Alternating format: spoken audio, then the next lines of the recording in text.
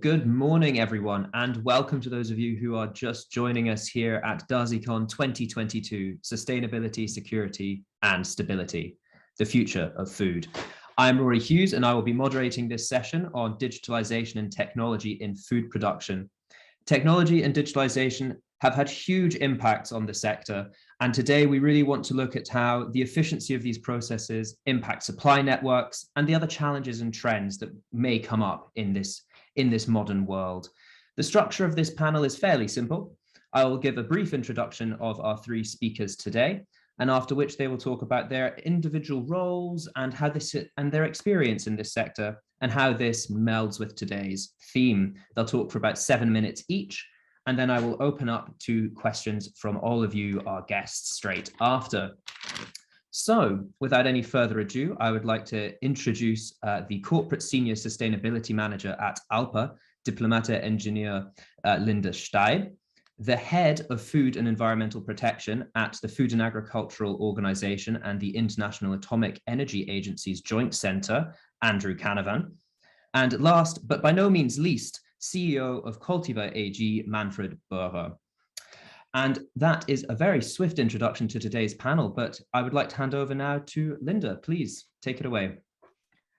Yeah, thank you. Thank you for giving the word to me, and also thank you for inviting me to this conference today.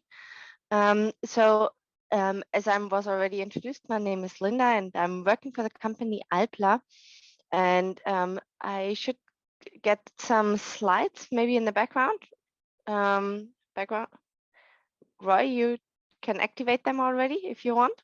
They should be on their way from our tech team if you just give them 2 seconds. Okay, perfect. Yep.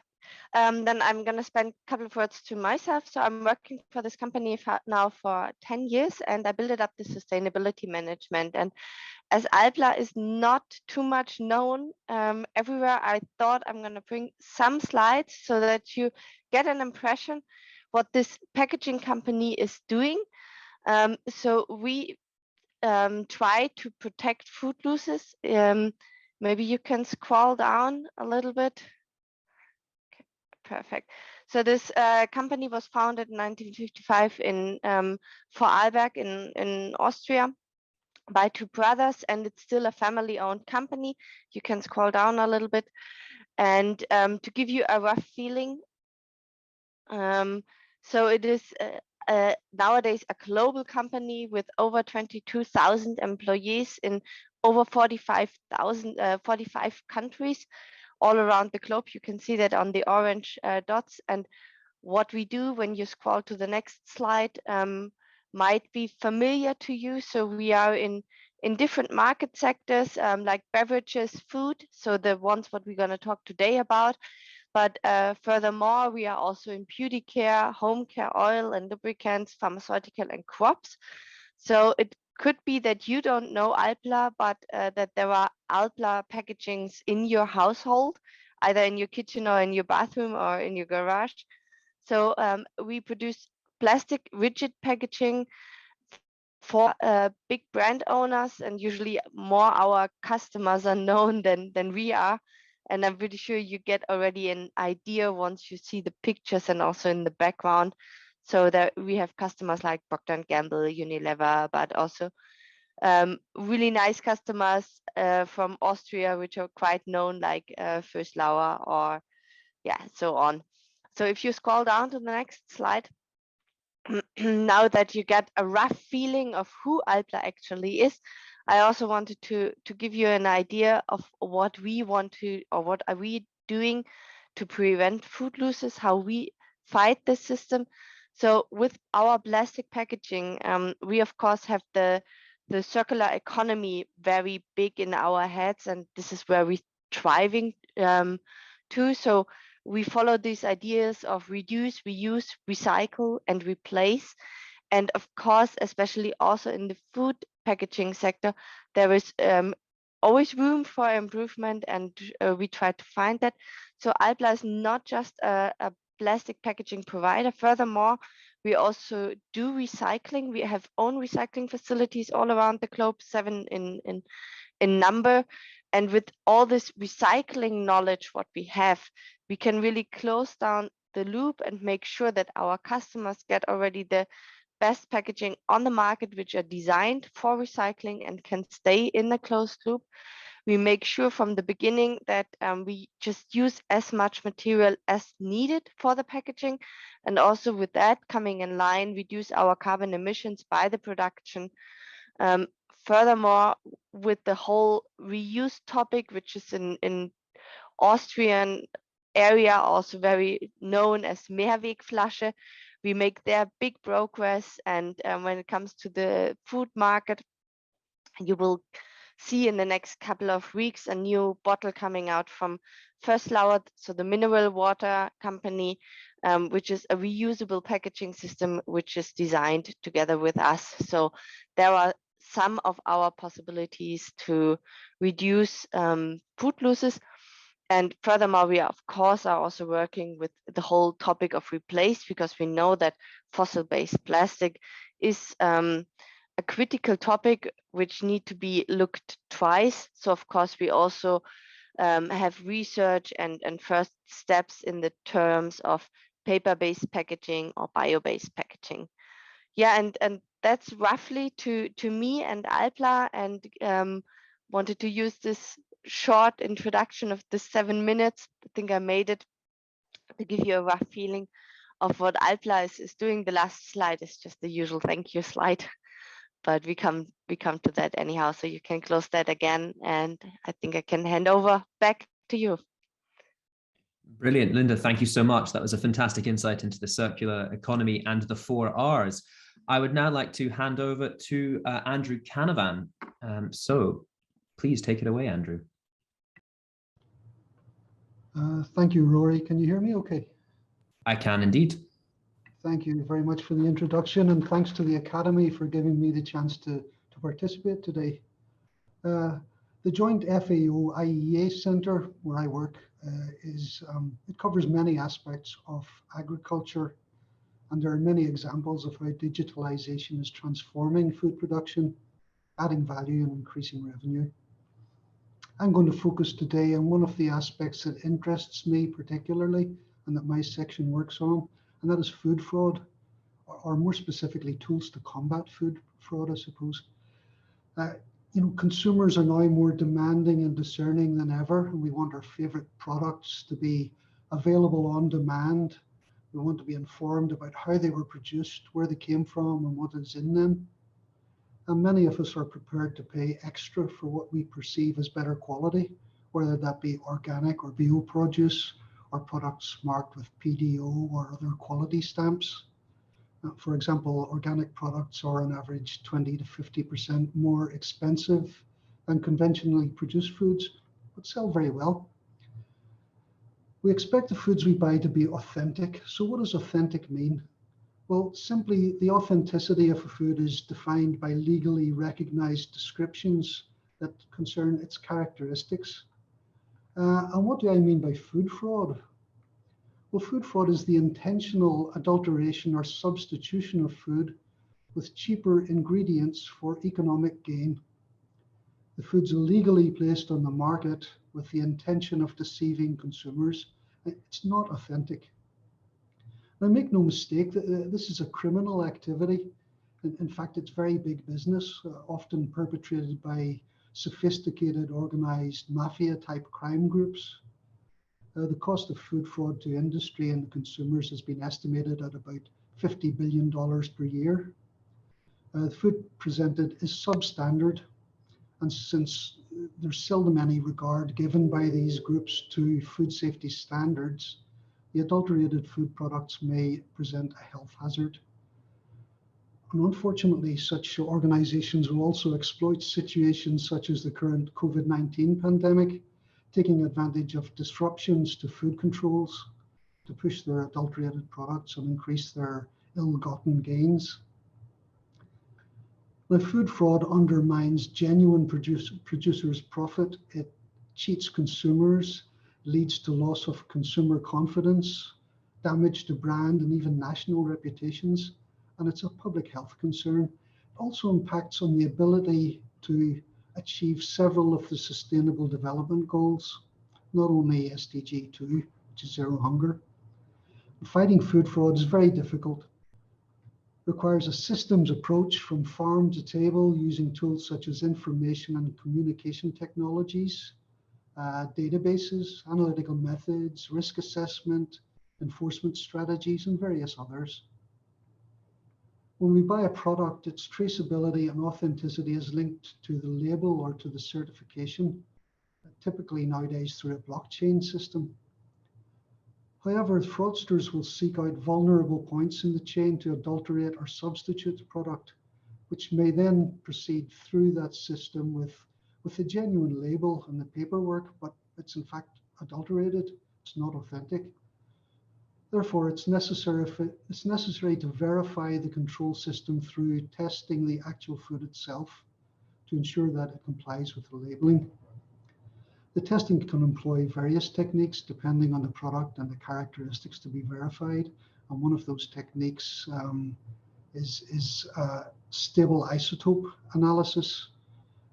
Our center actually, one of our main activities is developing these methods that can be transferred to our member states and used in food control systems. There are many other techniques that can be used. Stable isotope analysis is one, trace element profiling, DNA profiling, metabolomic profiling, and so on.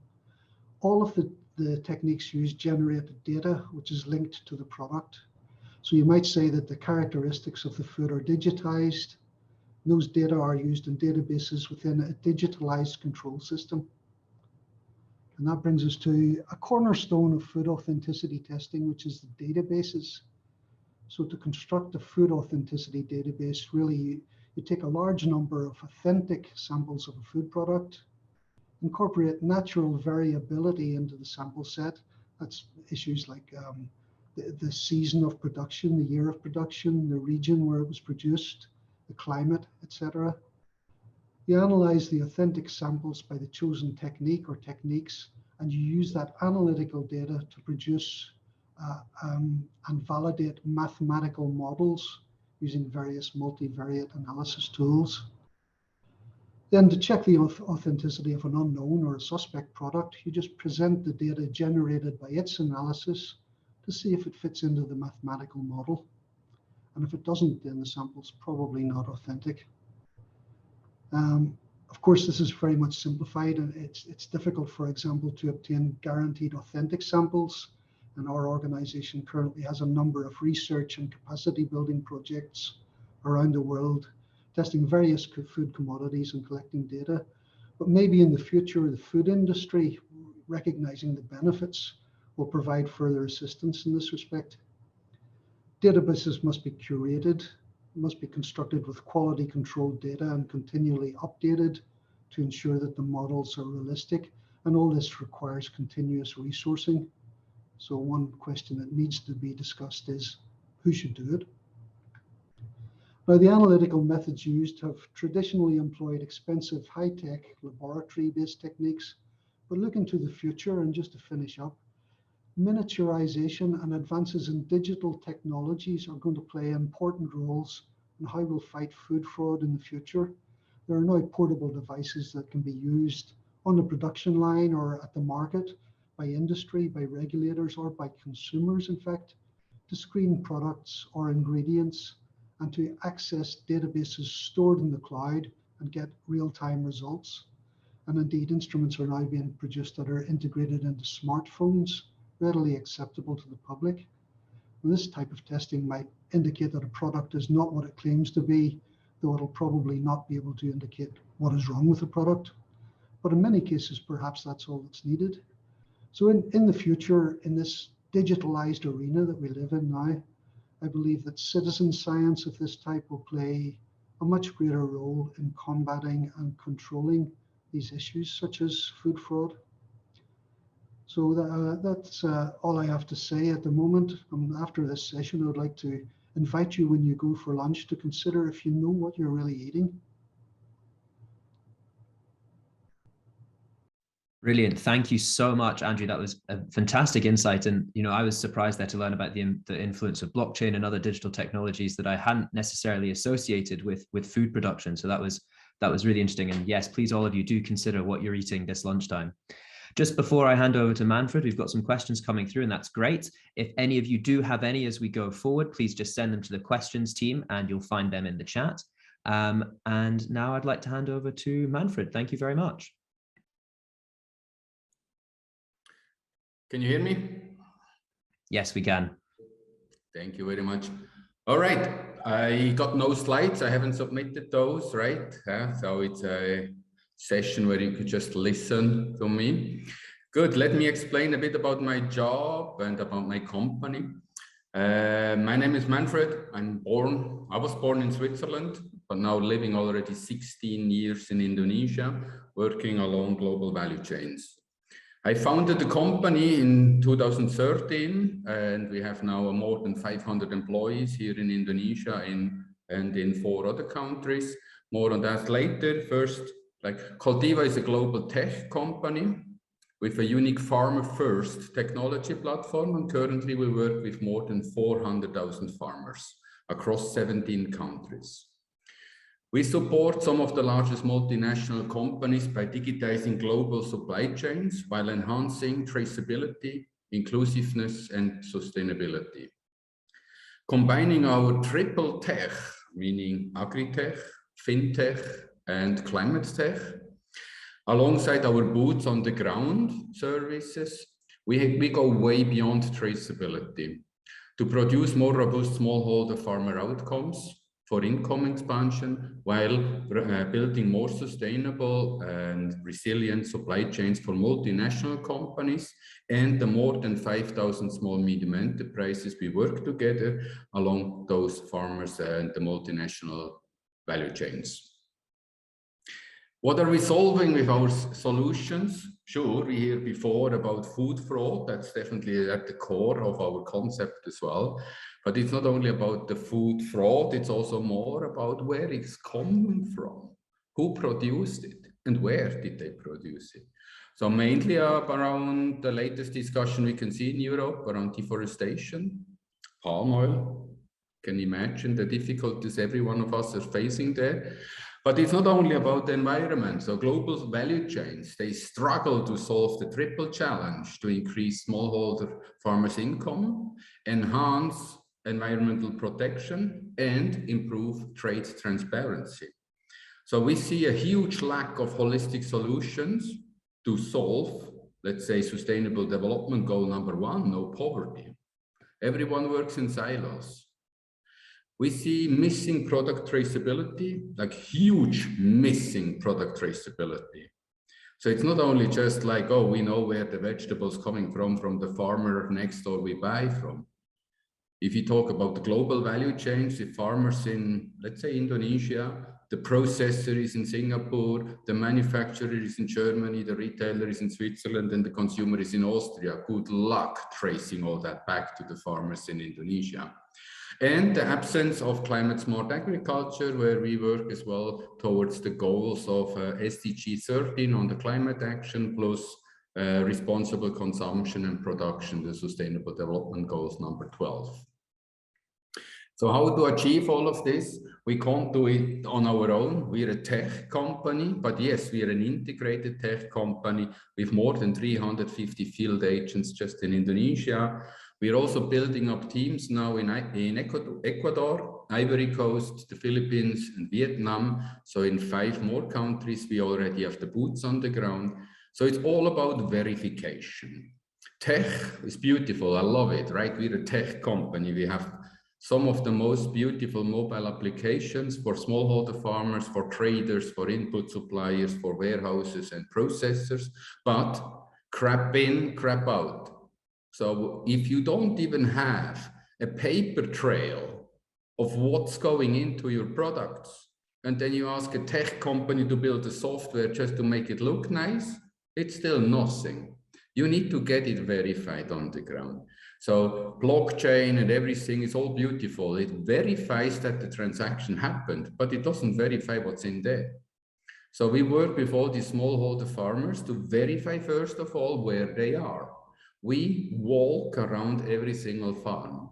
So we means our own field agents, our own agronomists, or the agronomists of our clients. We work with multinational companies and they assign their suppliers to work with our software solutions across 17 countries. There are thousands of agronomists actually verifying a smallholder farmer first before traceability can start.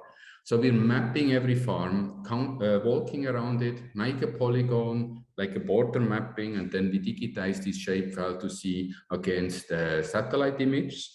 If the farmer, for example, says they have 10,000 trees on a hectare, then we know that doesn't work. We walk around it and we count the trees. And if they say, okay, they didn't deforest this area for the past 15 years, we can overlay it with all the past forest coverage across the globe, and then we see, was it actually true? So the deforestation part, we make sure with verification that farmers are not producing in protected forests and are not engaging in deforestation, but also it goes beyond just the environmental aspects like greenhouse gas emissions, on-farm, off-farm emission. That's obviously also tracked and traced what we do, but it's also about social and social indicators and families' income. Everyone talking about living income, which I still believe it's way too low. If we would have to live with such an income, which everyone in Europe is now saying a farmer in Indonesia, Ecuador, Ivory Coast should earn, you can't even go to Starbucks for a coffee. So this living income, they have to significantly increase. How to increase it? Work with all those smallholder farmers and stop greenwashing with just nice sustainability reports. We're going to have to work with all those farmers around the globe. There are 600 million smallholder farmers around the globe, with 30 million small medium enterprises actually interacting with these companies. If they aren't registered and tracked and traced where they are, and do they have labor? Do they have their kids going to school? If they have labor, do they pay the minimum wage? If their kids aren't going to school, what else is wrong there? So it's much, much more than just traceability. What we're doing, we establish a full picture of the whole value chain on income and profit on every level in the chain, and to ensure that social indicators, gender, and kids in school is also, let's say, part of all these multinational activities we are engaged. Maybe one last word before I hand over. I think my 7 minutes are more or less up. With our applications, we can track and trace everything that goes into a farm, including pesticides, fertilizers, and seedlings. So if there is a replanting happening on farm, we know about it. We know what's happening on the farm because we track whatever goes into every single farm. And then we know what's happening on the farm. How is the good agriculture practice happening? Is there any room for improvement? We coach those farmers, we train these farmers. And then from there, we trace everything they produce, whatever leaves the farm, into a processing facility. And from there, it gets complicated because then you have to have product segregation inside factories, which is then again another silo, another data silo, which you have to break apart. If you can't connect into internal traceability within a factory, forget about the traceability, what's coming out of it. Thank you very much. Perfect. Thank you so much, Manfred, for that. That was a fascinating insight. And what I find particularly interesting in this section of today's session is this sort of link between social indicators, people, and technology. So thank you so much for that. We're going to move swiftly into questions, and we do have a plethora to get to. So if I can please ask those who are asking their questions to keep it succinct, and also the same with responses, just so we can get to them, because some of them are fascinating. So I would like to start by passing the floor to Jill Joanna Opiella, who I believe has a question for Linda and Andrew. Thank you very much for the interesting insight. So my question could be answered by Linda or Andrew. And the question would be the following. So how can artificial intelligence in food production be used, especially in sensitive areas, such as for ensuring the safety of food without disregarding legal requirements? I think there is, Andrew, more of knowledge. Without disregarding legal requirements, sorry, is that? That's a good question. I'm not sure that I can respond to that. And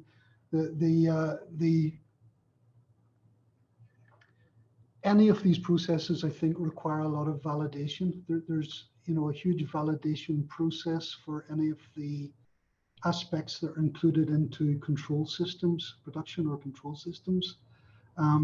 Artificial intelligence is still, it's not new, but it's still fairly new in this, for these types of applications. And I think a lot of development needs to be done, a lot of discussion and legislation and regulation needs to be done in this field. Artificial intelligence is hugely important. It can help, for example, in what I was talking about in food fraud and in traceability, which Manfred mentioned. But if not used right, it can give false impressions. So I think it's a very good question, and I'm not sure I can answer it. No, thank you very much. Perfect. Thank you, Jill, for that question. I'd now like to turn to Ellie McDonald, who I believe also has another question for us. Hello, thank you very much for speaking today, everybody. My question, I guess, is more geared towards Andrew and Manfred, and it deals with lab-produced and 3D printed meats. And I was wondering, do you anticipate food fraud playing a role with lab-produced meat products, or do you see them being more accessibly authenticated? And I guess, what are your opinions on lab-produced and 3D printed meat in general?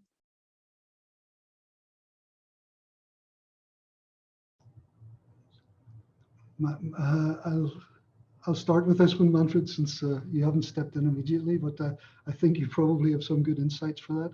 Yes, food fraud will take place with anything that has value on the market.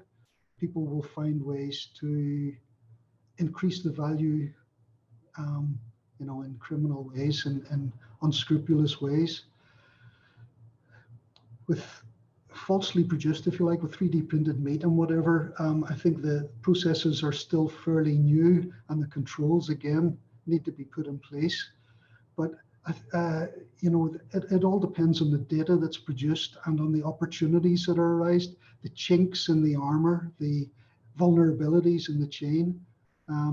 But the criminal organizations who make profit from this type of business are very flexible and very clever, so they'll find ways to make money somehow. That's my feeling anyway. And it also depends on the interaction of industry as well. As Manfred said something which I agree with entirely: crap in, crap out. So if you don't have the right data going in, you're not going to get, any efficient and effective controls.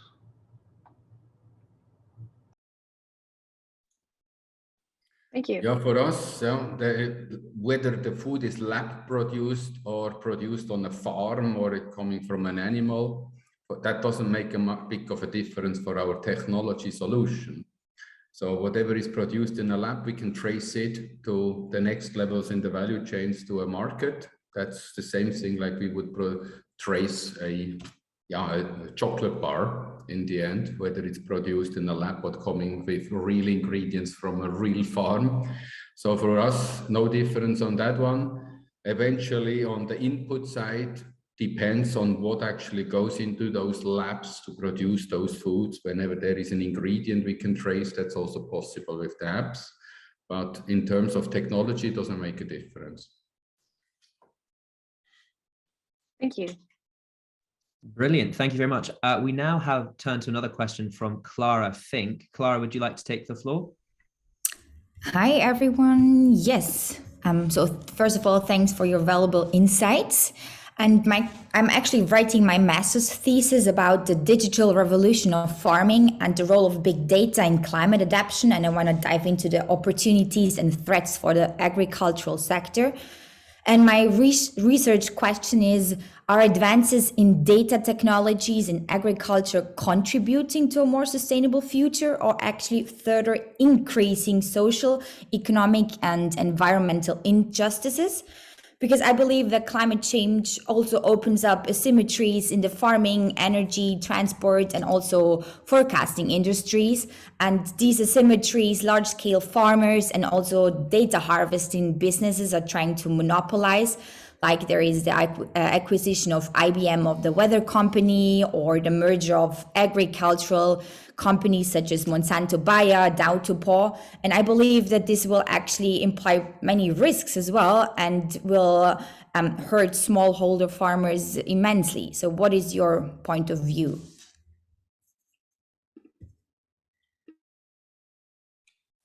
Yeah, we definitely have to have a chat. Yeah, I think you can get my details from the organizers on that topic. It's a great topic you chose for your master thesis, and that will be a big challenge actually as well, yeah, to get to the right data to, let's say, to confirm your thesis there. But yes, generally speaking, I fully agree with you. That's going to be a big challenge. With our digitization, we already open a bit of another channel in, also a separation in there between farmers, the one with smartphone and the ones without. It already starts there. And also, if you look at the big agribusinesses supply chains, especially on certification, whether it's any of these cert labels, standards, rainforest suits, organic, these are all the low-hanging fruits, the farmers left and right side of the road. It's not the ones up in the hill. And if you go into digitalization, it's the same thing. You start with the low-hanging fruits. You need to get those farmers first into the digitization, while the others who aren't reached, they fall even further away from all that. So join the agri-tech revolution. It's always written on my last slides, if I have slides for a presentation. So you're going definitely in the right direction with that topic for your thesis. So it opens big challenge, and looking forward to read your results. No, honestly, I would be very interested into also an interview if you would be up for that.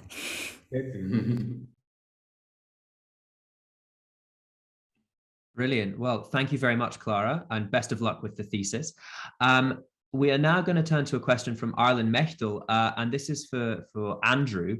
You mentioned that organic or bio food is considerably more expensive, and the technology you speak about to trace food and avoid food fraud also seems very extensive and expensive. With this process of authentication for food, where do you see the food crisis going in the future to ensure that people living in poverty have the opportunity to receive organic and authentic food?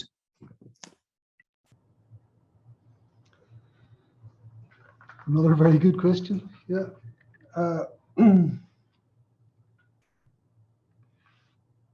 I think, you know, there's an issue, there's not an issue with organic food. I eat organic food, but there's an issue with food security in that there are many good nutritional food supplies that aren't necessarily certified as organic. So it's again a poverty issue, and it's again coming back to many of the issues that Manfred brought up directly, is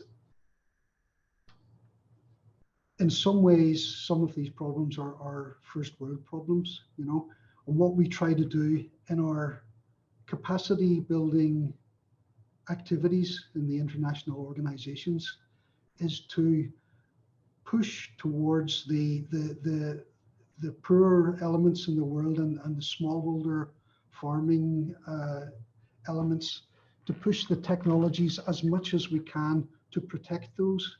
So yeah, there are certainly going to be, you know, issues with the poorest people in the world, the poorest countries in the world, and the smallholder farmers not being able to access the technology, even to have a smartphone or whatever to do that. But what we're trying to do is push the controls so that they don't need to do that so much. So rather than having the expensive testing in the laboratory, we have, you know, instruments that cost $500,000, whatever.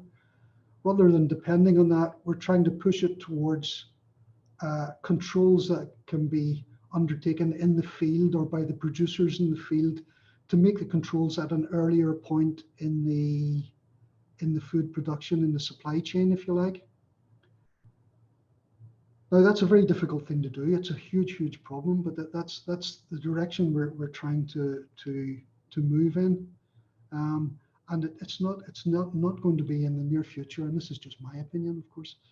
In the future, it's not going to be an evenly divided world by any means, but by doing this type of operation, by pushing the controls down the line and making the general production of good, safe and authentic food easier and more controlled, we hope that it will have a trickle-down effect. And the type of things that both Linda and Manfred have talked about are all part of that process. So I don't think that's a very satisfactory answer to the question, but I think it's the best I can do at the moment. Manfred or Linda, is there anything else you'd like to add to that just there? On certifications. Yeah, I just had an interesting discussion with one of the leading agronomists within one of our clients, and we had a long discussion about, are we certifying poverty with all those standards, ticking the box for thousands of smallholder farmers complying with these regulations, whether it's organic or fair trade or any of the other social standards. So how to make certification more accessible for farmers? So like if a farmer group has to deal with this on their own, good luck.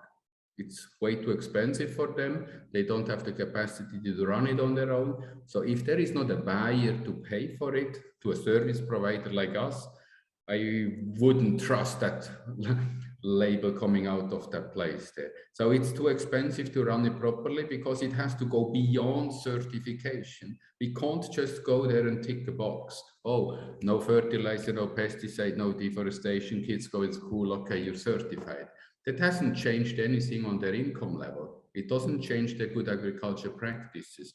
Only individual training and coaching will bring farmers forward.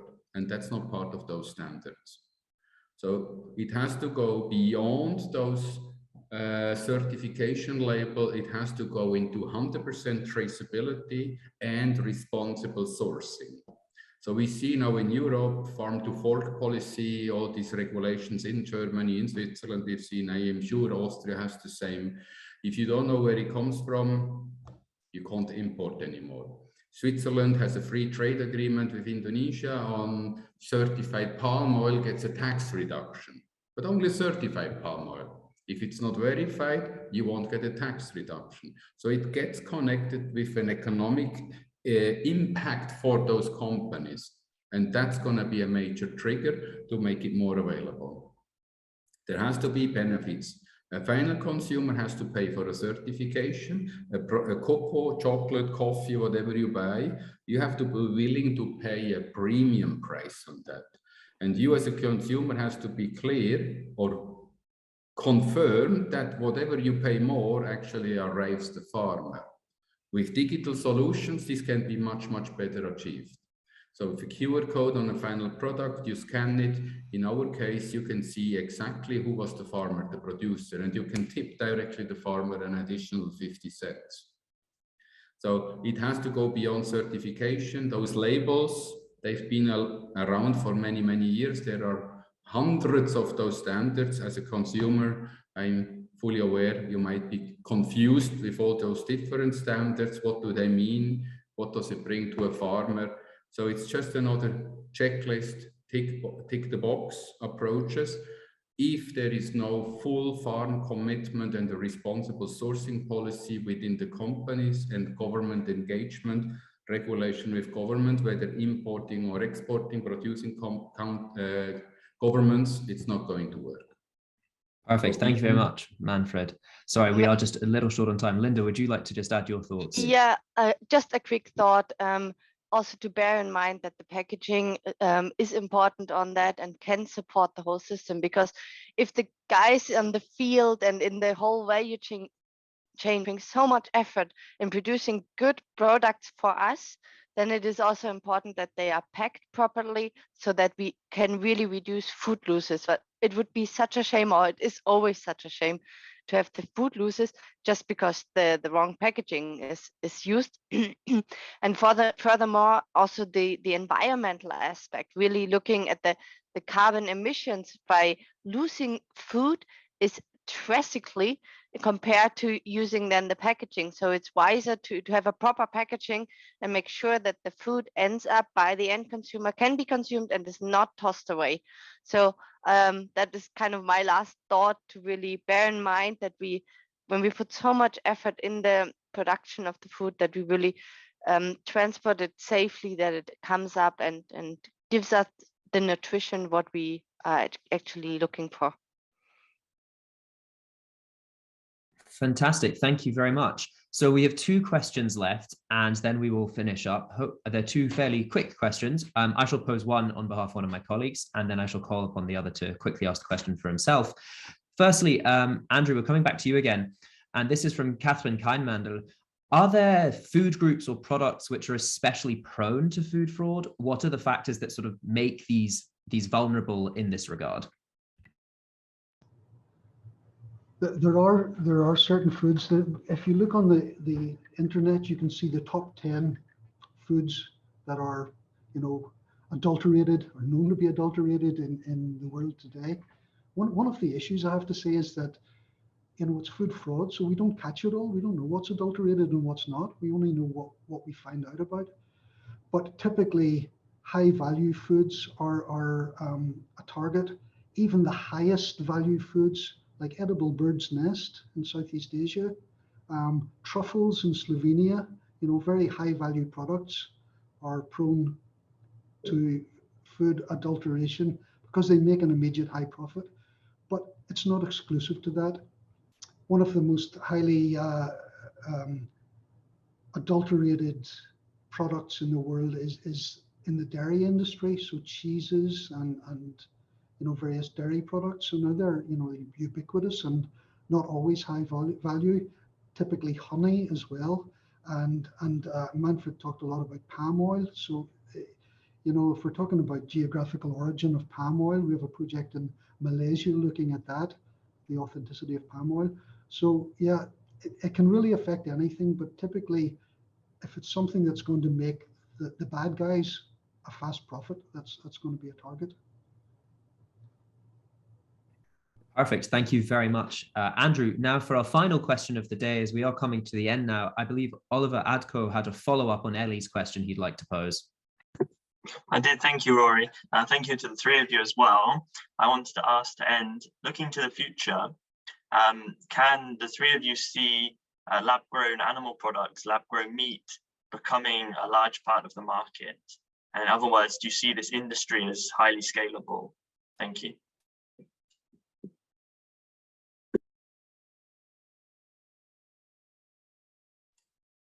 Friend of mine just founded a company in Singapore to grow food there in town, like a factory, right? Yeah. So lab-grown food. Singapore is a big city on a small piece of land. So if they want to produce more food on their own, there is no way that they do agriculture in the conventional way. So they have to get into labs, vertical farming, indoor farming. There is definitely a big future coming ahead for those kind of foods.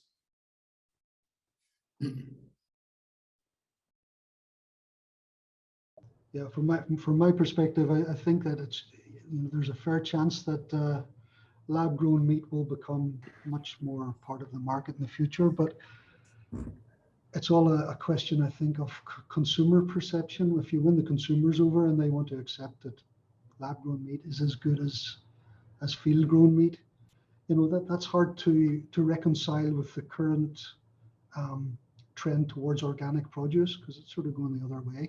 So not my area of expertise, but that's my own thought.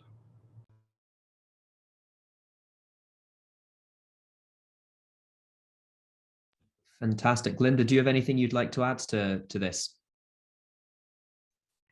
No, I definitely agree with the information what they just said, and I'm also really curious what the future will bring up in that market, and sometimes also a little bit afraid of what comes up there. For sure. Well, in which case, everyone, that is us coming to the end of this breakout session. So I would just like to remind you all, firstly, that we do have a lunch break now until 1:30. And as Andrew said, please do consider what you are eating today.